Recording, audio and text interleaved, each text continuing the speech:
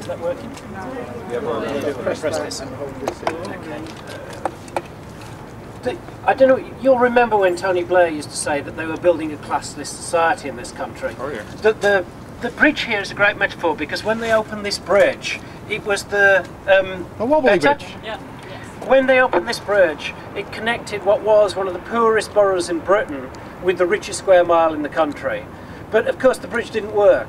So it was a fantastic metaphor, I think, for Blair's Britain. All we can say is they fixed the bridge, they haven't fixed the society. Can I say something very briefly? Sorry. I know it's a cliche, but the Tate Gallery is over the other side of the river, and the Tate Gallery is built on slavery. Sugar slavery. Anybody else? Just like to add a little information about the series of Dark Moon events that is known as Dancing on the Grave of Capitalism. One of the dark moons between now and June the 18th anniversary happens to be Mardi Gras, or at that Mardi Gras, Shrove Tuesday, Carnival Shrove Tuesday is the day before the dark moon.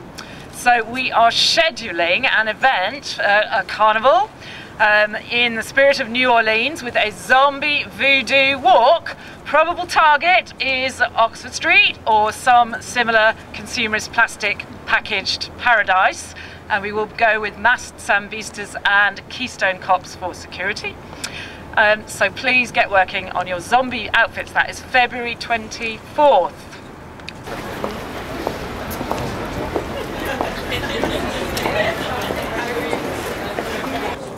But this is bigger focus, capitalism.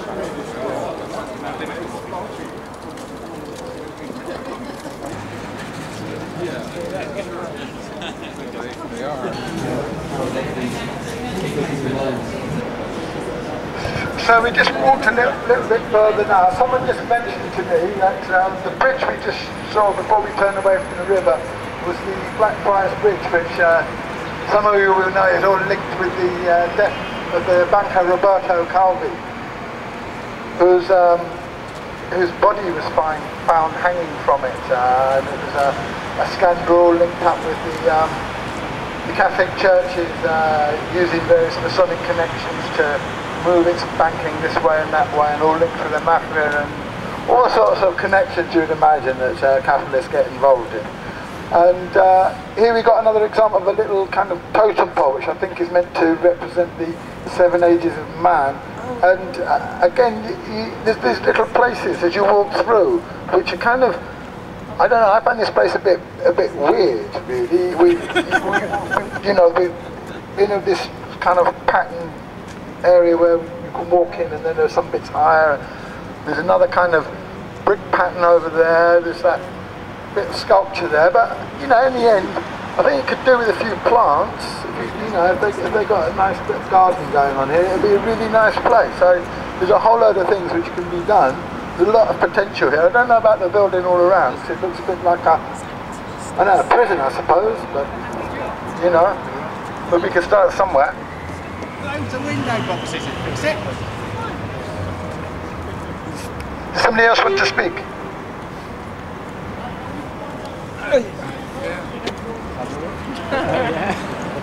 So I'd just like to point out, behind you is an inverse pyramid, coincidentally, which is curious because I was at a talk last Friday by Werner Bernfeld, and he talked about inverse pyramids of debt.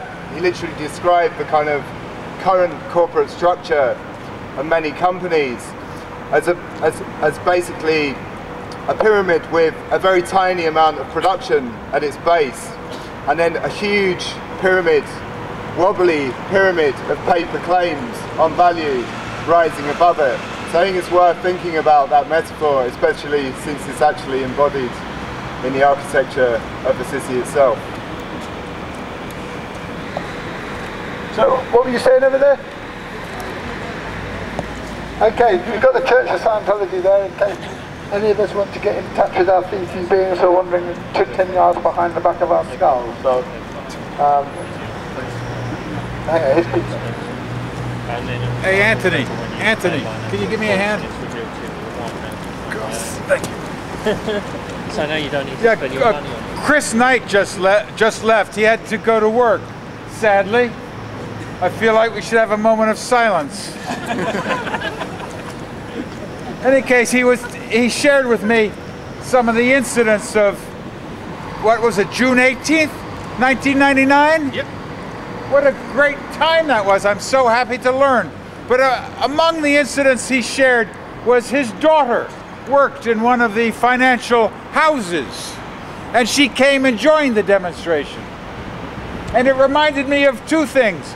Is that first, you know, back to 9/11 in the United States, which seemed to be the igniter of the war of terrorism, was really an attack upon our working class in New York. You know, next to London, one of the most international ones on the planet. Yeah, that was one thing I wanted to mention.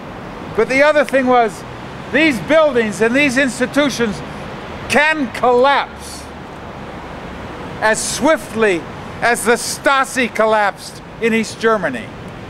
Do you follow? They're rotten to the core because inside of them are the workers like us with the same longings and the same yearnings. That was all. Yeah.